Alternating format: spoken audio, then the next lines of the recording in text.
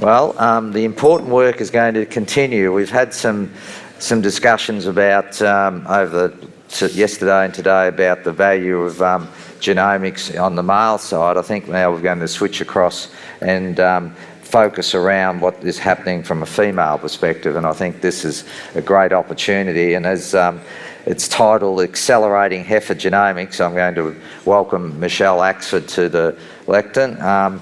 Michelle has been in Australia for a number of years. Obviously was born in Canada, and I've got to say Australia's been the fortunate country in our industry to have Michelle actually end up here in Australia. And fortunately enough, I'd say for Michael and family, run a dairy farm down in South Gippsland, but also importantly Michelle's roles through Datagene, where has played a significant role around genetics and delivery, has played a tremendous role in the last 2 NBO reviews, which are such important aspects of how we develop our indexes, and has just been a tremendous contributor to the stage, even now involved in Gips Dairy as a board member, and currently is doing a PhD just to round out the situation. But I'd like to welcome Michelle because she's always been a tremendous contributor, and I think this is the next phase up.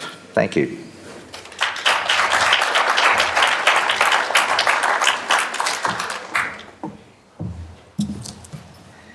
Thank you very much, Graham, for that kind introduction. It's lovely to be back with you over this last few days. Today, we're really talking about the heifer side of genomic testing. We know that heifer genomic testing is a profitable tool for Australian dairy farmers, and that's why Dairy Australia and Datagene are working really closely with the genomic service providers to make a change. And that change is the use of genomic testing to move it so that it is common practice on most dairy farms around our country. Now, we need to do this in a few ways, and that's through improving the efficiency of the genomic information pipeline, increasing awareness and supporting the decisions that farmers are making to adopt this technology, and to help them apply the information to their farm businesses. Now, the question is why? And this isn't unfamiliar territory. We've heard from James and from Heather, from Simone, we've heard from John today, we heard from Jenny and Iona yesterday about the value of genomic testing. When we think carefully about what this means for Australian dairy farmers from a female side, genomic testing allows farmers to reliably predict a heifer's future performance soon after birth with a really simple test. To save money on rearing costs, we know it's expensive, by not rearing those heifers that just aren't going to make the grade. To make smarter decisions when we're using sexed or beef, and even when we're purchasing females for our herd. To significantly fast-track improvements for the traits that are important to us in our herd. It's also helpful because it gives farmers confidence in your breed, in your parentage, in your pedigree records, even when you actually know very little about the animal to start with. Why do we want to change the game in terms of female genomic testing? Because female genomic testing is profitable for most of our Australian dairy herds. And what I'd like to walk through today is some of the initiatives that are part of the Accelerating Heifer Genomics project that are helping us to move and make this change. And the first one is that we've moved genetic evaluations to a weekly activity. I can remember back in the 90s, with a less grey hair, driving down the Hume Freeway with Rod Brusher, and we were racing to get to William Street in Melbourne to pick up the bundle of proofs. We would meet Pete there at the front door, ready to catch the proofs, because that happened once a year. That was it. Fast forward to 2021, last week, the genetic evaluation team at Datagene delivered 348 million trait animal combinations in the weekly run. And guess what? They did it again this week. It was only a couple of years ago where we celebrated moving to monthly runs. So that pace of change from once a year to 5 or 6 times a year to monthly to weekly helps us ramp up the genomic testing of females so that farmers can get the results as soon as possible after testing. The second efficiency that I wanted to highlight from the project is a move to 24-hour turnaround time for data. This means that when that calf is born at Carnbarrow South last night, it's already in the centralized data repository. We make that calf known, and it's coming through on a daily basis through to the centralized data repository that we can use for genetic evaluation and also a range of other services. This helps, again, to speed up the turnaround time because we know how important it is to have that information at ready hand so that when you decide to genomically test, that information's already known and waiting in the system for you. The third one is around parentage. And I'll talk a little bit more about parentage a little bit later in the presentation. But this understanding of who is mom and dad, it's important. And we provide genomic testing to a full range of clients. Many in this room are going to spend a lot of time carefully curating and making sure every sire and dam is perfect. But when we move outside this room, and many of you in the audience will work with these clients as well, parentage isn't a high priority. So being able to have an automatic update of sire and dam where we know the genotypes so that you don't really even have to kind of spend too much time thinking about it is one extra step that helps us improve the return of results to farmers more quickly and more completely. The last bit I wanted to highlight is around reporting back to the genomic service providers, who are an important part of this puzzle, to be able to give them better feedback and better access to the system. Better reporting tools that highlight where animals have warnings or errors that are stopping them from getting breeding values so that they can better support their clients. And these have been brought online from October onwards, and we're continuing to bring on new services through that. So the genomic work that we've been doing over the last sort of year or so has helped us improve efficiencies in a number of ways, but we're not finished the work yet. So the items in blue are things that were pretty well complete. The items in green are still ongoing. So these are things like the full implementation of Aussie Red Genomics, the delivery of breed percent reports, the improved delivery of haplotype reporting, and more efficient file transfer. Those are all work that are still part of this project, but we've not completed yet. There's 2 boxes there that are yellow. They're a different color, and they're actually about the people.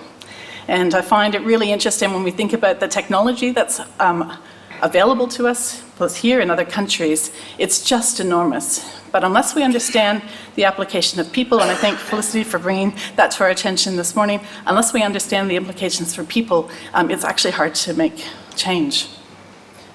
So this Accelerating Heifer Genomics project is about the pipeline, but it's also about the people. So I'd like to share with you some research results that were accumulated prior to Christmas that really help us get a better understanding of farmers' perceptions, their understanding, and their experience with heifer genomic testing. And this is really about informing the communication and extension plans that you'll see rolled out over the next few months. Just to set the scene a little bit in terms of the genomic testing activity that's occurred in Australia, these are results up to June of last year. And there's about 20 or so thousand females that were tested. By December, we had about 40,000 genotypes loaded into the system. And pleasingly, the proportion of animals that had failed to receive a result because of poor parentage is starting to drop. So this is about delivering a more complete service. And thanks to Boris that's sitting there in the audience for helping me with some of these figures. Just thinking about market share and where the genomic testing is happening. Again, this is historical data, but sets the context for where we're at the moment.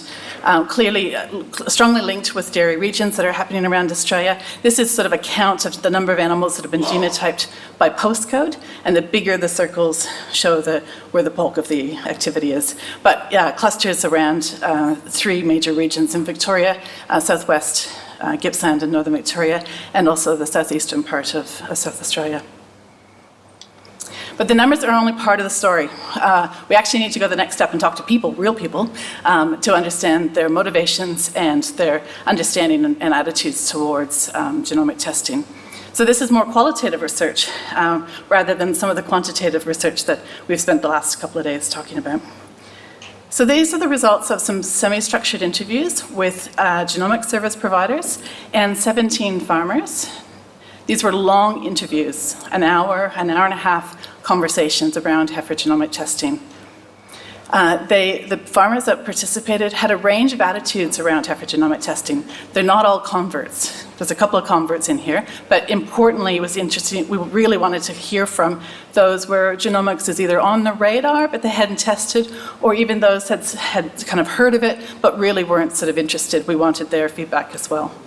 In addition, we also surveyed the genomic service providers to validate and double-check information. Now, the research findings have been grouped into sort of 4 headings, if you will, just to help sort of make sense of the information that's coming through. And I think this kind of matches nicely with how we might adopt something that's new.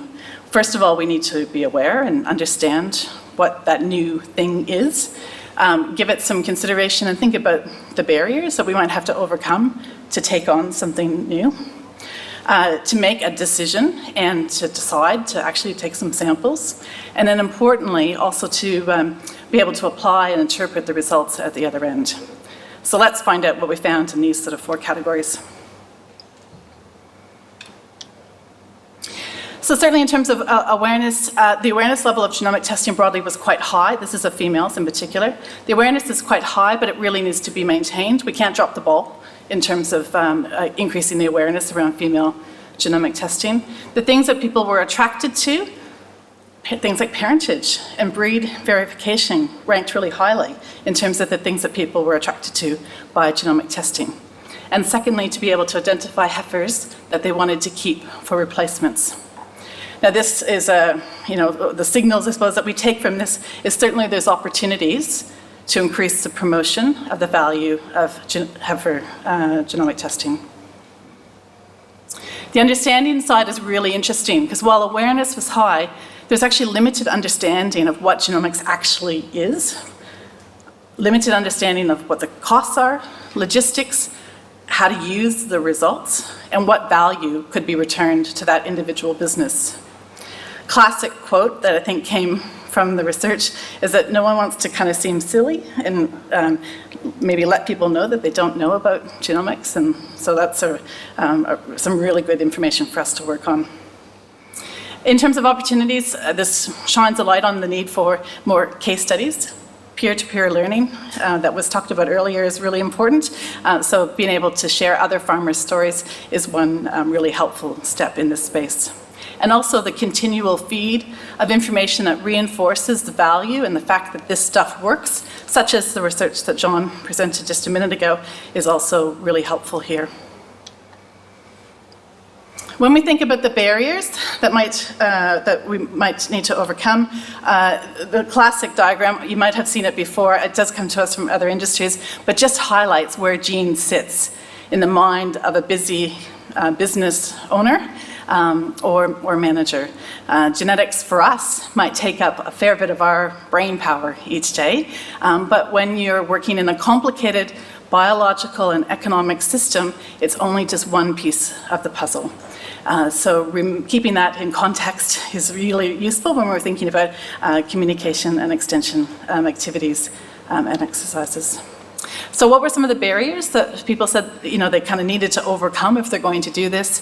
One is they're just not ready. They can't, they're expanding their herd. They don't have enough replacements. They just don't feel that the timing is right. That's a barrier that if it's relevant, we need to help farmers get through. Costs and the perceived values, so just saying, I see the price tag, but I'm not understanding the value yet. Logistics, so what do I sample, when do I sample, how do I actually do it, what supplies do I need, who do I go to get started. Confidence in interpreting the results. So we can deliver quite a lot of information at the other end, but can we make sure that we're making the right results with that information, making the right decisions with that information. Having confidence in the technology, How could you possibly predict the performance of an animal over its lifetime with just a little simple tissue sample or hair sample? So that's a barrier that we need to get through. And it might be just other priorities. There's other more important things happening on the farm that have taken priority. So the farmers that have got to the point where they have been testing and testing regularly, they've got over these barriers. They have addressed those barriers. They got support with the logistics to help them get started. They recognized that the time was right in their business to take the next step. The market conditions were positive to recognize that value of testing. The return on investment made sense for them at the time. And just to, in terms of what we're hearing that farmers are really valuing, they use that test to sell the right heifers, to select the right heifers as replacements, and to monitor the success of their breeding program over time. The last bit's probably, in some ways, one of the hardest, is applying and interpreting the data. But pleasingly, there's a really high retest rate that genomic service providers are reporting. At least 8 out of 10, and for some businesses it's even higher than that. So farmers that have tested have got value out of the data and are willing to test again. But taking people through the results the first time is vital. They need that support, and some of them might need the support over a bit of time to make sure that they continue to seek to capture the value from the test. When we think about ramping up and making a change about the way heifer genomic testing is conducted in Australia, as in many of the things that we've talked about over the last period of time, collaboration is the key. So individually, there are lots of pieces to this puzzle, but collectively, we've got this covered amongst the skill set in this room. When we think about the sorts of awareness raising and understanding activities, this is sort of the area where mass media works really well, and it's going to be great to work with Dairy Australia and Datagene, genomic service providers, to ramp up the surround sound around heifer genomic testing. As we move more to the decision-making side of the puzzle, this requires more peer-to-peer interaction and one-on-one, and advisors are particularly important in this space. So I think over the last day and a half, we recognize that our industry has done some pretty incredible things when we work together. Moving genomics to common practice, I don't think is any different. Different groups in our industry, we have different expertise to bring to the table, but together we've got this covered. Now work is underway. There are a couple of areas. We're still improving the pipeline, and we have some communications and extension work in the planning that you'll see rolling out. But I'm curious, where does your business, your organization fit? Where is the value of genomic testing to your business? This is the genomic testing of females. Where does that fit in your business? Most of your clients can benefit. So how can we together ramp up the volume on the value of genomic testing? Thank you.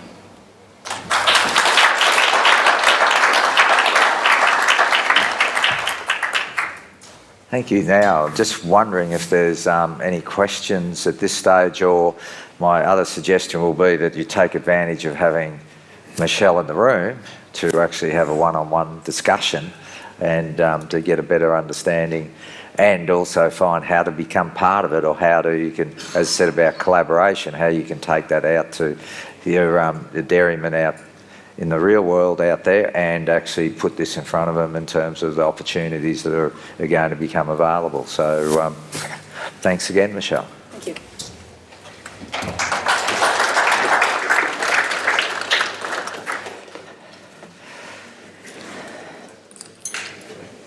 So we're going to keep moving on, and this is actually going to take us to a slightly different part, but in the industry. But I think something that, with the discussions we've had in some of the presentations, there's been some inferences and pointers about our future in terms of social licence and how we are going to interact with the wider industry, and that's the public and the consumer. So this time I am going to formally introduce Steph Bullen.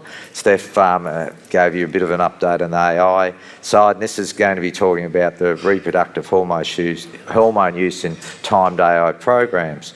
Steph grew up on a beef property near Geelong and is a registered veterinarian. She did a degree at Charles Sturt University, graduating in 2011. Her final year honours project involved the development of an EBV for gastrointestinal parasite resistance in Angus cattle. I just wish they'd have shorter words for some of these things. She has then also went on to have 5 years work at Maffra Vet Centre and undertook a residency in dairy cattle medicine during that time.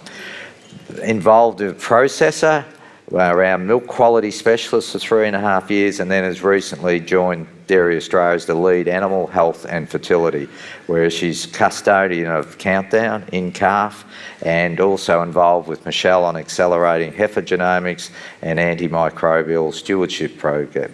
So someone who has been really passionate about helping dairy farmers, sustainability. It lives in Maffra, so is another Gippslander, which is a good thing. And in this little bio, 3 dogs, a Kelpie, 2 retired greyhounds, and a gardener and park runner. So I'd have to take that up later. So welcome, Steph. Thanks,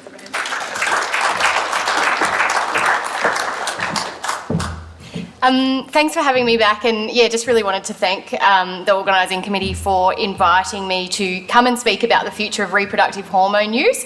I suppose this is something that is really thinking about our future, particularly around the increasing, I guess, pressure from consumers around social licence, perceptions of food safety, real or perceived, and really thinking about how this might be relevant to you and your businesses. And I thought probably the most appropriate place to look at is around reproductive hormone use in synchrony programs and fixed time AI programs. What do we think the future looks, given the pressures that we've got on us coming from markets and consumers? So there's a number of reproductive hormones registered for use in Australia, and I've just listed them here just for your sort of awareness. So most people are familiar with PG. It's the most commonly used reproductive hormone. That's prostaglandin. GnRH, so a couple of brand examples are Ovurelin or Gonabreed. GnRH might not mean things to a few people. Progesterone devices, so these are typically intravaginal inserts such as Cedars and Q-mates. Estradiol, which is one that we're going to talk a little bit more about, but brand examples are Citarol and Bomarol. These aren't all the brands, but just so that you sort of know what I'm talking about. ECG, which is Pregnicol.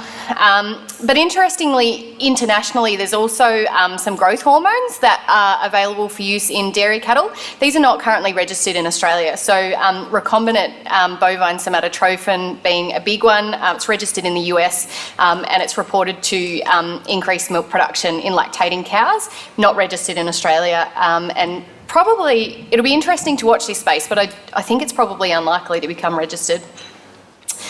So when we think about the future of reproductive hormone use, I think it's probably quite useful to have a look at what's happened historically. Citarol or Bomarol, estradiol, the active ingredients estradiol benzoate, was commonly used in synchrony and non-cycling cow programs sort of 15 years ago in lactating cows. But the EU banned use in food-producing animals in 2003. And so that was either milk-producing animals lactating or milk products and cows that were, or animals that were used for meat production. However, despite that ban in 2003, there was sort of a bit of a grace period where it was allowed, the use of it was allowed to continue for treatment of non-cycling cows until 2006. That has flow-on implications for countries that import products to the EU, and in Australia, most of our exporting processes are EU accredited. Now, we don't actually export a huge amount of product to the EU. However, most of our other importing countries use the EU standards as their standards as well. So much of Asia will look to what the EU is saying, and they say we want those standards applied to our products as well. So that's why the EU is significant. So following that ban of estradiol in 2006, the Kiwis jumped straight on board and they followed through and banned it the same year. Australia was a little bit slower, so we recognised that the ability to treat non-cycling cows in particular was quite important. And if we have a look at John's fertility graphs, it's unsurprising that at this particular point in time we were really struggling with fertility and we needed this available to us. New Zealand, the way that the New Zealand ban worked is that the Food Authority essentially took estradiol off the market and said that it was no longer allowed to be either made in NZ or imported, whereas in Australia we had a voluntary ban. So Citarol is still available for use in Australia. And the voluntary ban that we applied is only to lactating cows. So as many of you will be aware, you can still use Citarol in maiden heifers that haven't yet calved. The really interesting thing about the ban on estradiol is it was based on public perception of safety, of the use of estrogenic compounds that might potentially flow on through to the milk rather than any real demonstrated risks in the scientific literature. And so what I really wanted to emphasise here is that it doesn't matter whether the science says that something is unsafe. The consumer will often decide whether or not they're going to purchase those products based on a perception of safety, and that's really important. So I wanted to have a look at what was happening in the EU because, as I said, what's happening in the EU tends to guide what then flows on to Australia and New Zealand as major exporters. So in the EU, when we think about those reproductive hormones that I listed, they're all still legal and still available to be used in those programs. However, they're coming under increased veterinary supervision. So, for example, CEDARs in the EU, and Ireland in particular, need to be administered by a vet. There's also very little use of whole herd synchrony programs, and I think that's probably reflective largely of the improvement in fertility in Ireland. But typically the use of these products is around anestrus cows. It's around treating a specific condition. Interestingly, in the Green Deal, which was essentially the EU's sort of map for agriculture, there was no mention of hormones in that, so that's interesting. But with increasing market pressures, it is likely that we're going to have to require some sort of demonstration of judiciousness of use. And it may be that although it's not specifically called out in the Green Deal, that some processors may incentivise, milk that's produced without the use of added hormones, for example. It's a possibility. So in terms of what's actually happening, we've got no strong market indicators. So I had lots of conversations with our trade and strategy team at DA in preparation for this presentation. There's no really clear strong market indicators that reproductive hormone use is coming under scrutiny currently. However, we were asked to provide a market assurance statement to Korea around the use of hormones generally in dairy production. And so we know that some countries are starting to consider this. Now, the request specifically related to growth hormones, but we did discuss the use of reproductive hormones that are not related to growth promotion in this document. But what is really pertinent is that these Koreans had asked for a similar statement from all of their importing countries. And so we can say, well, in Australia we still need it for this reason or for that reason. But if you put yourself in the position of the Korean importers and you say, well, in New Zealand they're not using reproductive hormones, but in Australia they are, and you're getting consumer pressure about hormone use, which country are you going to import your products from? So again, just really trying to emphasise that the science can be really strong to say we need the hormones for, we need to be able to have access to reproductive hormones for treatment of non-cycling cows or for synchrony. But if we're getting this customer pressure, we're almost left with no choice if we want to still sell our milk and our dairy products. And just thinking about customer attitudes, so this was just a PhD that a student did looking at the impact of hormone use perception on consumer meat preferences. And consumers said that they cared they cared a lot about the use of hormones in beef that was produced. And interestingly, that then translated to behaviour. So they're actually willing to pay more for product that was produced as with no added hormones. Similarly, we know that consumers are really conscious of naturalness. They want products that are considered more natural. And again, does that translate to behaviour change? Yes, it does. So this was a very large study looking at about 85,000 consumers across multiple countries. And in all cases, consumers cared about naturalness. So there was a strong concern for the naturalness of the product, and they were willing to pay more for that in most instances. So, what does the future of reproductive hormone use look like? As I said, judiciousness is probably going to be the next step, and we've seen an example of that. Matt talked about, improving judiciousness of antibiotic use being important to be able to demonstrate to our consumers, and selective dry cow therapy is a classic example of that. Our friends over the ditch have recently put some targets around selective dry cow therapy.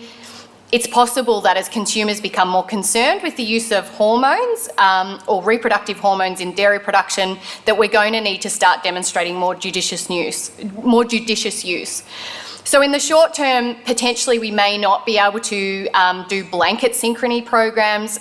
We may only be able to use reproductive hormones where there's a demonstrable therapeutic need. So where you've got non-cycling cows, where you've got cystic ovaries, you've got pyometra, or you've got therapeutic calving induction. So that's when you've got a cow that's down with pregnancy toxemia, for example, and you need to get the calf out of her. Longer term though, who knows? If we are not able to access reproductive hormone use, particularly for things like non-visible estrus, we really need to make sure that we're ready for that. We've got better management of replacement heifers, so they're grown better, so we've got less non-cycling cows, because we know they make up the biggest group of non-cycling cows. We've got better transition cow management, and we're continuing to breed for improved fertility. So to wrap up, there's no clear current market signals around reproductive hormone use. However, the phase out of estradiol has really set a precedent for what may happen in the future. It's likely to be a staged process with increasing requirement for demonstration of judiciousness, and longer term, we just need to make sure that we're set up for that, for when the time comes, and that we continue working hard to improve the fertility of the Australian dairy herd. And that's it.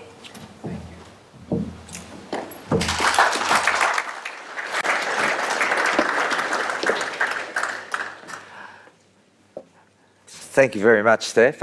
With it, we didn't really have any time scheduled for questions around this, but I'm sure it's a topic that there's going to be people that will be really interested to perhaps further this discussion. Maybe not for tomorrow's standing behind the cows at a dairy, but I'm sure sometime into the future. And also, I must apologise, John, also, I didn't get that question quite quick enough to get it into the public forum, but we'll get there.